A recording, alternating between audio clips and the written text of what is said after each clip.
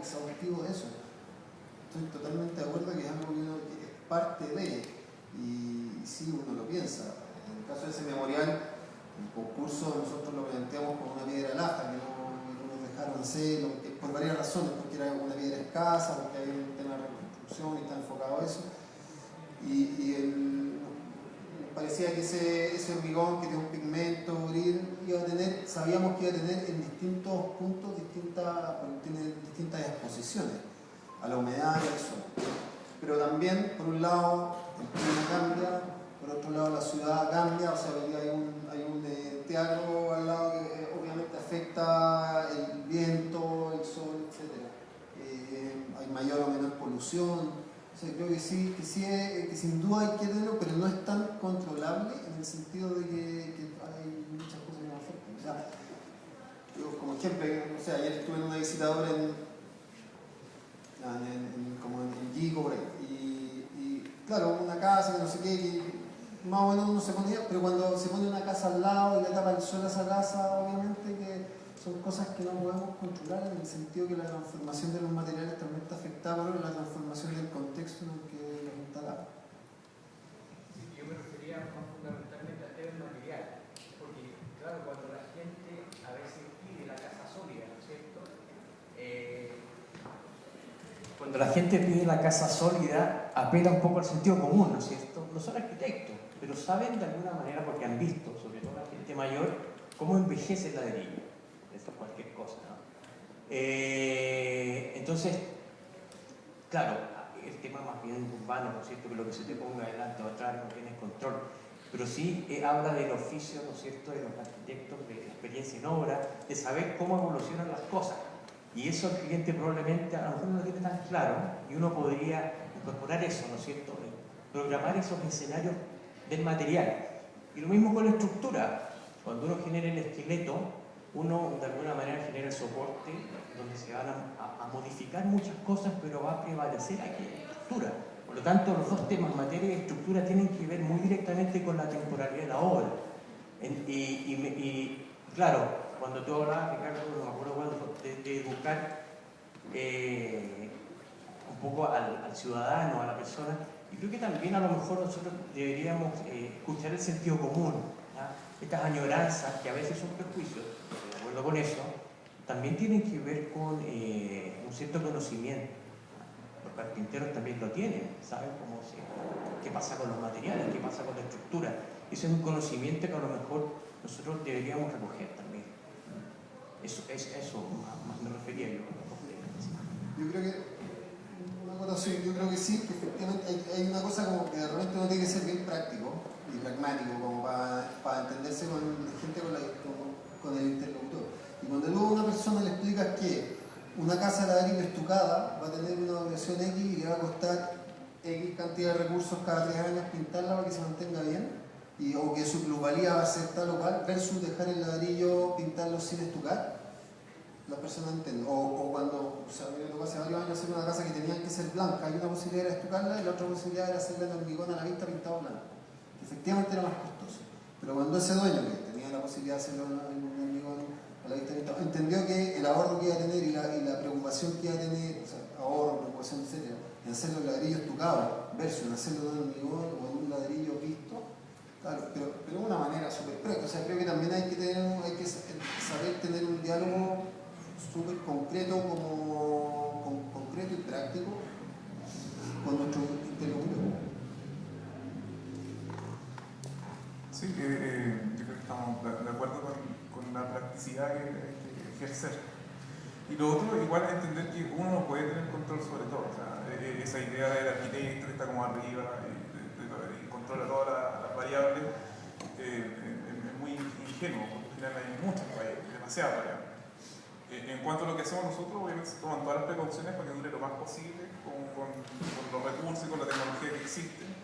Pero igual entendemos que, y de hecho tenemos hasta los registros, de que después hacemos arquitectura pública, la gente la raya, la gente se queda ahí, la maleza crece, y es parte de la arquitectura, y es parte de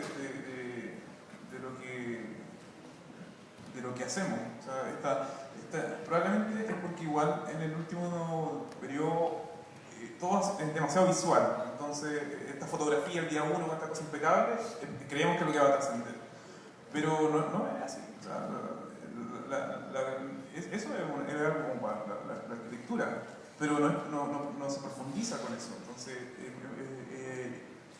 hay que desprenderse de lo que va a pasar después, porque es la gracia, por lo menos lo que apuntamos nosotros, de hacer arquitectura en el espacio público.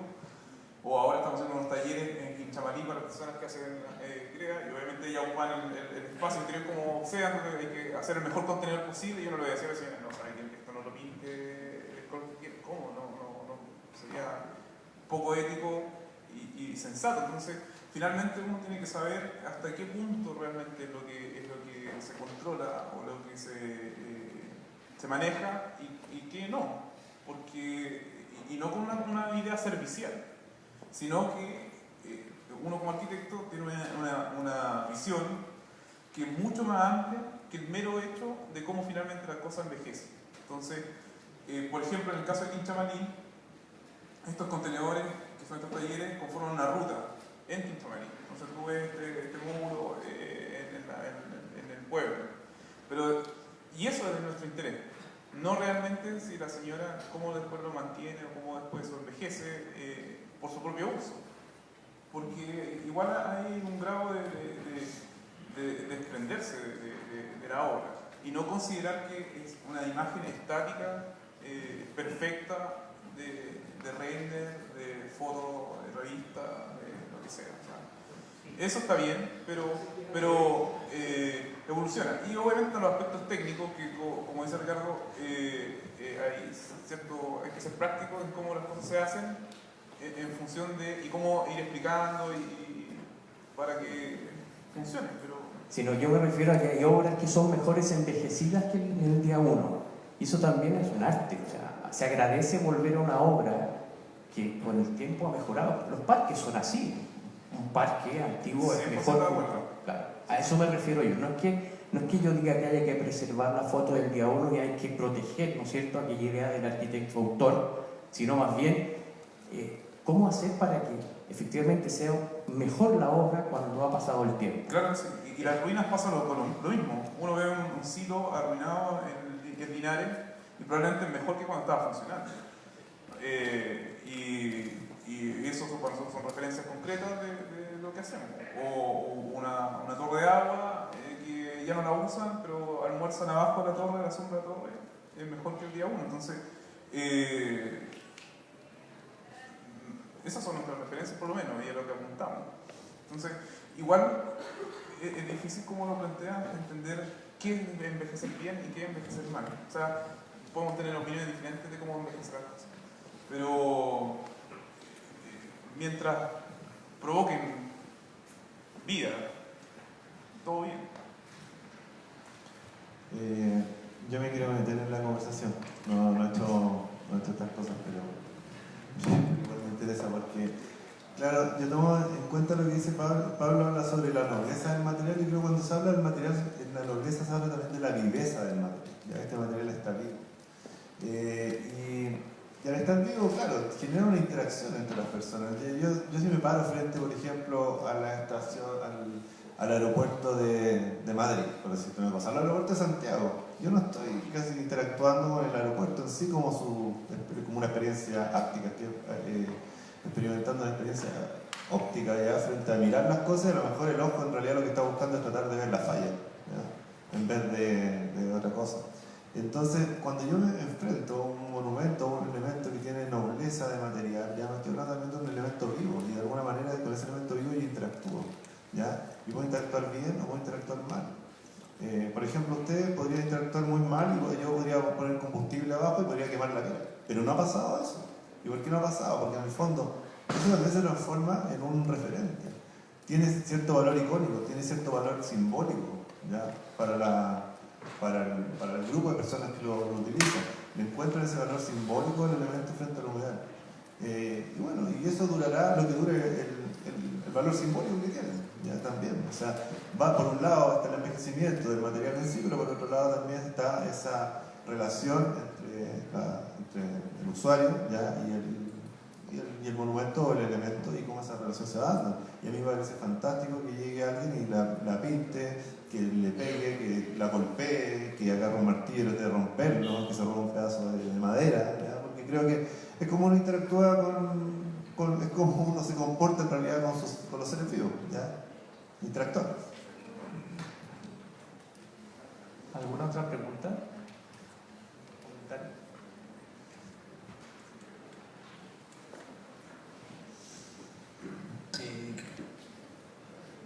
¿Aprendido? Gracias por la conversación. Estuvo buena, creo que el tema es como bien interesante. Y no, preguntas no. Me parece siempre muy respetuoso lo que dice Nicanor Párrafo en las preguntas. Toda pregunta es una impertinencia. Entonces, simplemente compartir algunas cosas que me parecen como que a mí me hacen algo sentido. Primero, entender que la materia y la estructura, entenderla como tiempo. O sea, más que como espacio, que pareciera ser que generalmente es como la materia con la que trabajamos, administrando el espacio. Y cuando hablamos de tiempo, hablamos de monumentos, y ahí es un poco lo que, en el caso tuyo, Ricardo, no cualquiera construye un monumento. Todos hacemos casa, que es otro tipo de monumento, pero el monumento, en este caso del Biobío, es un monumento que tiene una dimensión cívica y tiene una dimensión geográfica. Porque, al igual que el monumento de acá, es cívico porque es para un expresidente, pero es geográfico porque es el terremoto del 61. Y en el caso de Biobío es cívico porque no cualquier presidente lo está inaugurando, sino que también conmemora el terremoto del 2010. Entonces, la cuestión respecto de qué es lo que se conmemora hoy, que es distinto a lo que se conmemoraba probablemente antes. O sea, cuáles son aquellos aspectos que para hoy son importantes como memoria. Hay una cuestión melancólica inevitablemente en eso. O sea, hay una melancolía artificial y que tiene que ver con reconocer qué es lo que hemos perdido o qué es lo que estamos perdiendo. Claro, y uno ahí va a una cuestión que, por un lado, entiende la arquitectura como estructura y asociado a programa y lugar, y por otro lado, la materia como geografía. Porque en 30 años más esto de repente se termina. Entonces el tiempo que conmemoraban antiguamente nuestros monumentos aspiraban a 500, 600, 1000 años. Y hoy día, entonces me parece interesante que los dos monumentos que han tenido la materia y la estructura en un lugar tan presente como el del Biobío y el de acá, guardan relación con el tiempo, y es un tiempo que es finito, y es un tiempo que es geográfico, y que por lo tanto es la piedra. Y que la piedra es el monumento del que hablaba la Gabriela Mistral, pero es el agua, que es lo que nos está faltando ahora. Y en el caso de los dos monumentos están los mismos, ¿no? Hay otra cosa que también me parece muy interesante, es esta idea de la economía de medio. O sea, que tiene que ver no solamente con la cuestión numérica del valor, del precio, sino el tiempo como valor. Y que por eso uno puede comprender de que todo se haga en una misma materialidad. Todos estos temas, cuando nos metemos en el tiempo, estamos hablando de dimensiones simbólicas que es inevitable de entender nuestra historia, y también me parece interesante ahí cuando ustedes plantean la discusión desde un libro. O sea, hay un libro que detona esta pregunta, ¿no?, de tal autor. Ayer hablábamos sobre la ficción, y en realidad yo agradezco siempre los libros, creo que hay que leer más libros. Yo creo que en un mundo donde lo que impera son las noticias falsas, todavía le creemos a los libros. Van quedando pocos elementos referenciales de una cierta pelota. Y entonces creo que en las universidades, todo lo que sea hablar desde libros, comentar libros, incluso el cuento que se arma este autor en ese libro es su cuento, ¿te fijas? Y lo arma, lo estructura con una materialidad tal que permite justamente convencernos y seducirnos y después empezar a hablar de otro. Y es tan respetable como construir una casa o tener la posibilidad de hacer un monumento. Eso.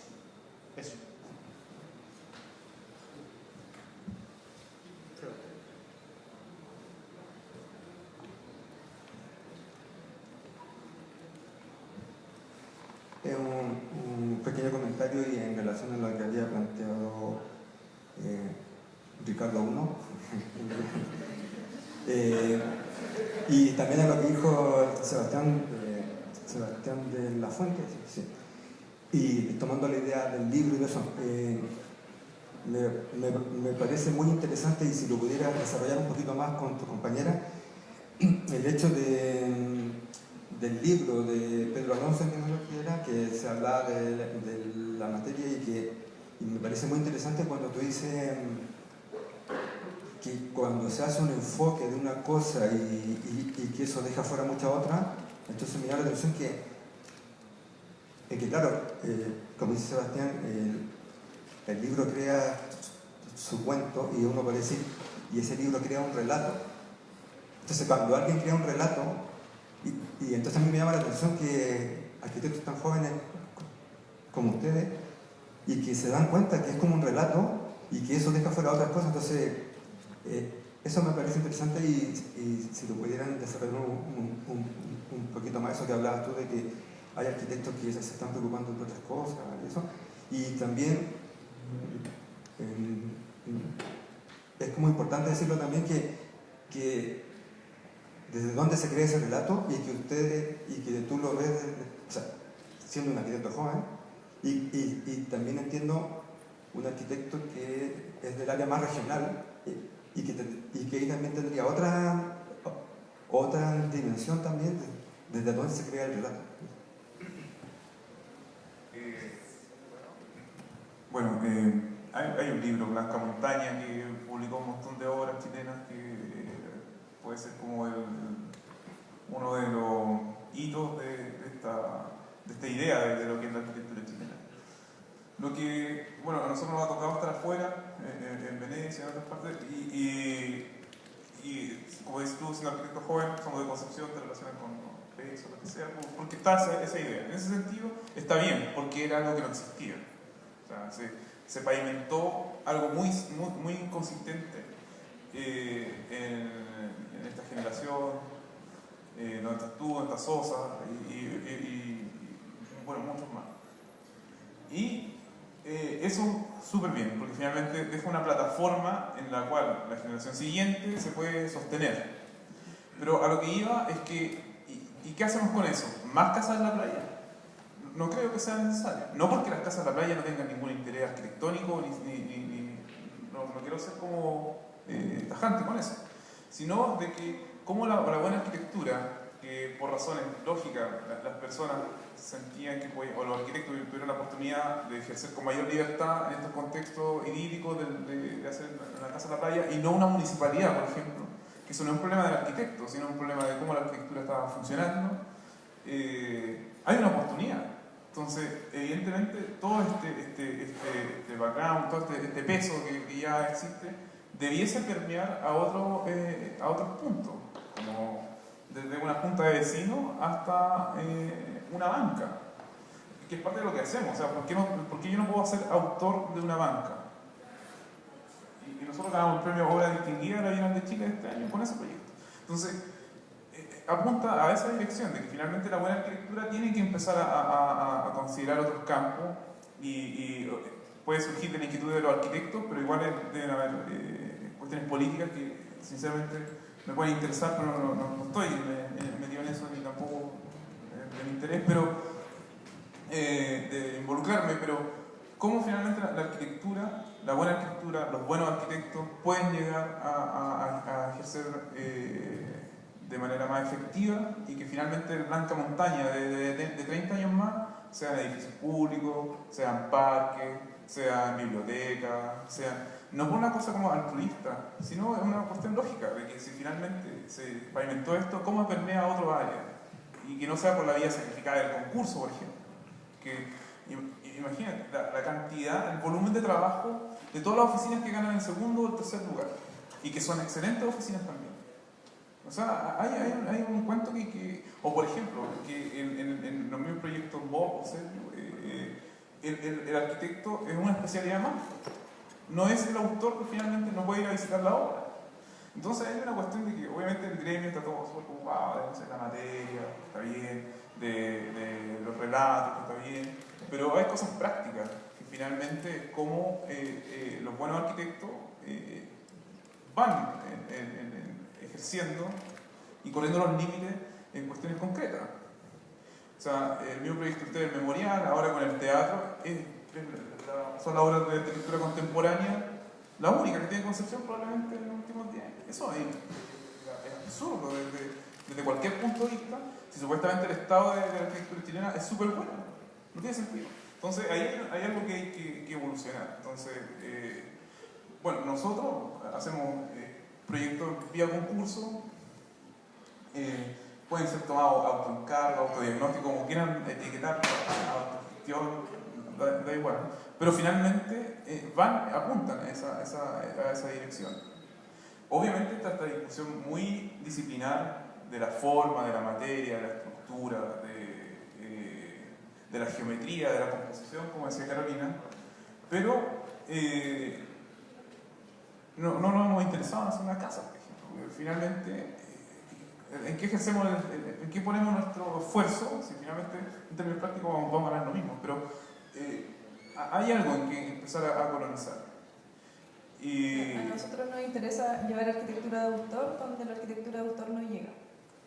Por ejemplo, que los paraderos de micro sean distintos siempre, porque al final son todos iguales y están emplazados en barrios distintos, por ejemplo, y no hay una diferencia. Los kioscos de diario y revista son todos iguales.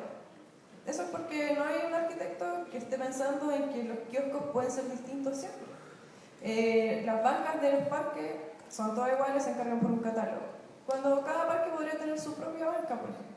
Entonces nos interesa llegar como a ese tipo de trabajo y no necesariamente, igual desdibujar esta imagen del arquitecto que hace solo casas o edificios. Somos tanto ya hoy en día que es obvio que necesitamos dedicarnos a intereses particulares porque la ciudad no se compone solo de casas o de edificios. Así también hay arquitectos que se dedican a editar libros, por ejemplo, a tener una idea más audiovisual, a la difusión de la arquitectura, a la fotografía de la arquitectura, y yo creo que todas esas actividades son viables y válidas en el contexto actual en el que nos desenvolvemos. Bueno, a eso apuntaba el comentario.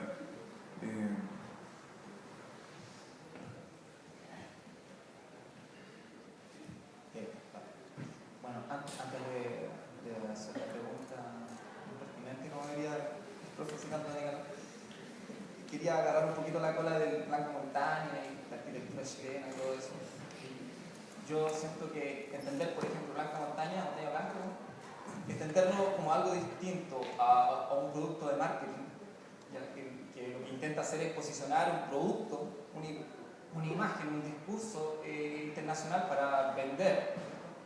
Entenderlo de una manera distinta a eso me parece un poco ingenuo. Y creo que, sin embargo, no es ingenuo ese producto, porque ese producto finalmente lo que hace es lograr posicionar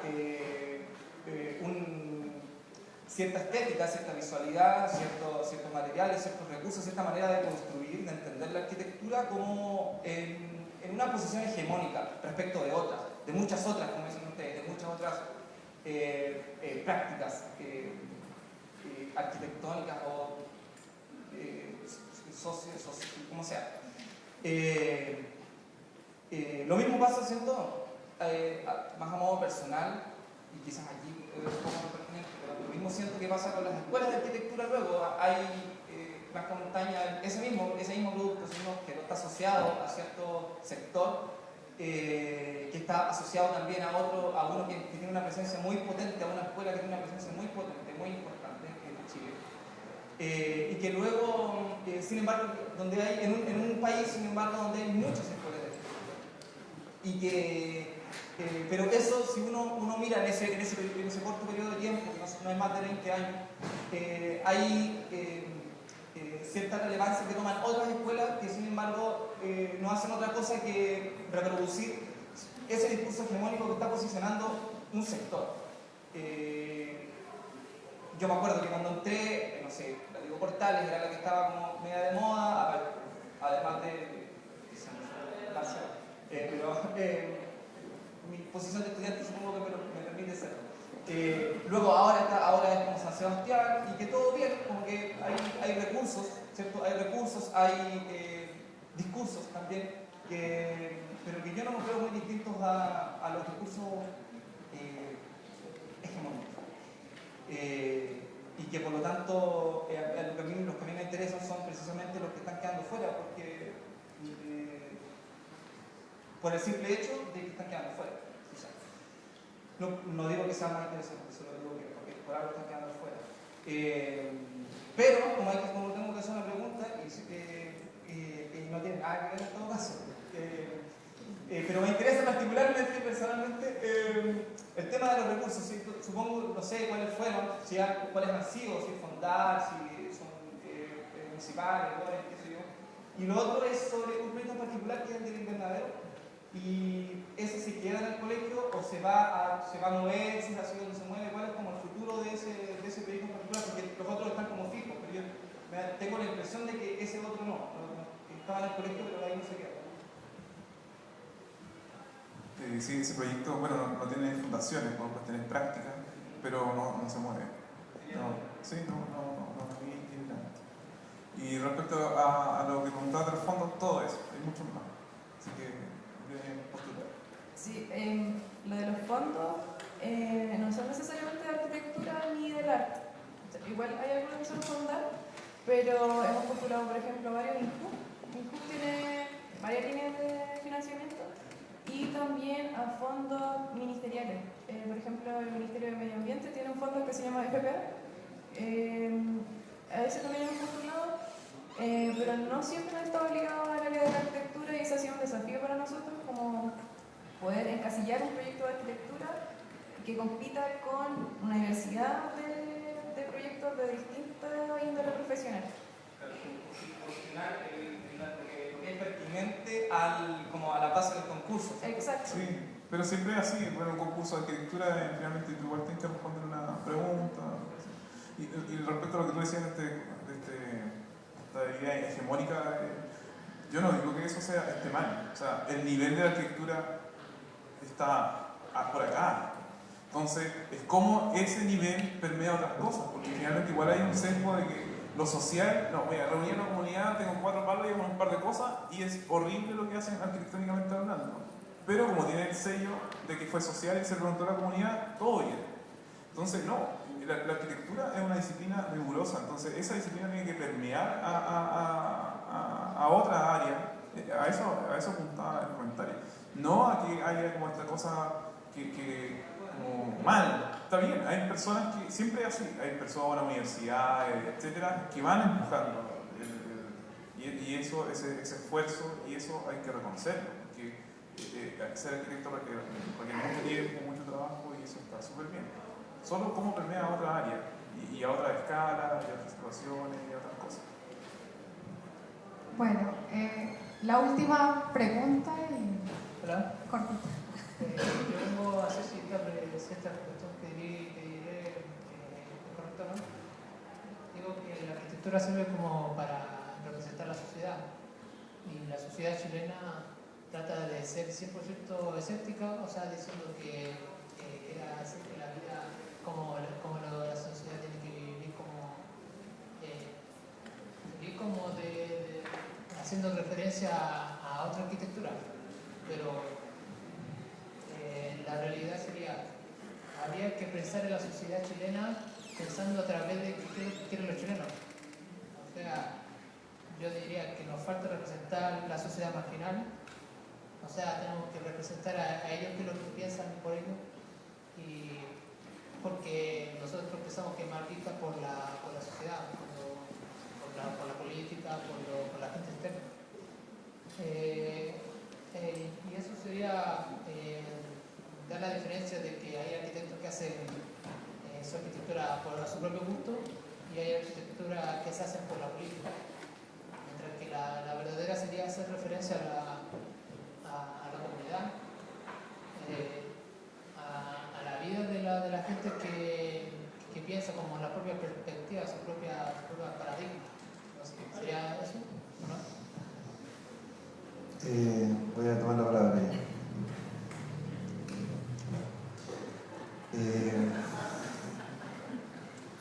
A ver, ayer se planteó un tema que era bien interesante, creo que lo puso en la mesa, en la discusión Luis, o algo así, que tenía que ver en el fondo partió de algo que, claro, que hicimos en la mesa, que tenía que ver con estos arquitectos como Laura y con otra gente que en el fondo se planteaba que pensaban que era una sola cabeza pensante, en el fondo, la que llevaba el tema de la planificación o de la construcción de la ciudad. En realidad eran varios, dijo José, varios compañeros, y eso tenía un costo también. O sea, es cierto que ellos se podrían haber equivocado, pero tiene un costo. ¿Qué vemos hoy día? ¿Cómo vemos que hoy día se están tomando las decisiones a nivel de construcción de la ciudad? Son bien vagas. Yo creo que no hay un grupo como arquitectos que se junten en fondo a pensar en la planificación de la ciudad, ¿no? O en planificación de cuál va a ser la arquitectura de esta sociedad. O sea, cuando tú hablas de la sociedad chilena, yo en realidad hablaría de la sociedad de los grupos de la sociedad chilena, cada día más fragmentados y cada día con visiones mucho más relativas, más subjetivas, más diversas. Y creo que falta una cohesión. Yo no me iría tanto al tema de cómo se plantea una arquitectura para diferentes archipiélagos ya dentro de una sociedad, sino buscar conexiones. Hoy día pasó algo bien significativo en la mañana. Yo venía a dejar a mi hija al jardín y empecé a escuchar en la radio que había diferentes manifestaciones en todo Santiago, en varias partes. El tema "nos aburrimos, nos unimos" se llamaba, un hashtag. Me pareció interesante que se den esas dinámicas de que en el fondo dejemos un poquito de seducirnos por la imagen o por la información que vemos en nuestro Instagram ya, y podamos en el fondo ver la realidad y vernos las caras y reconocernos y ver en el fondo entre varios arquitectos o varios grupos cómo solucionamos los problemas por ejemplo de la arquitectura pública. Pero yo creo no como archipiélago. O sea, me parece súper bien que tengamos como un barrio Italia de los arquitectos donde cada uno está haciendo, no sé, fotografía, arte o lo que sea. Pero también creo que si estudiamos esto existe un cierto compromiso social, ya que es relativo a nuestra profesión y que no tenemos que descuidar, ¿ya? Y ese contenido creo que está bien ausente últimamente de las discusiones. Me gustaría que fuera más visible. Bueno, agradecemos mucho el panel de discusión. Creemos que está bien interesante poder entender qué es la materia y la estructura.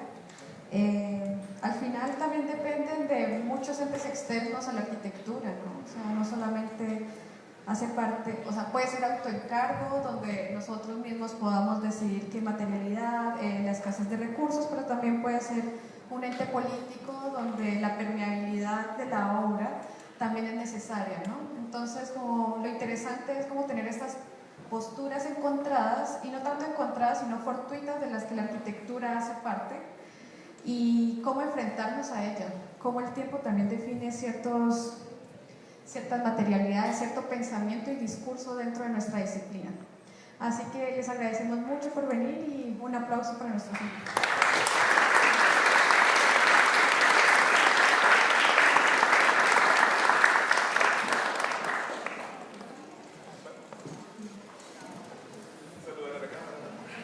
Saludos.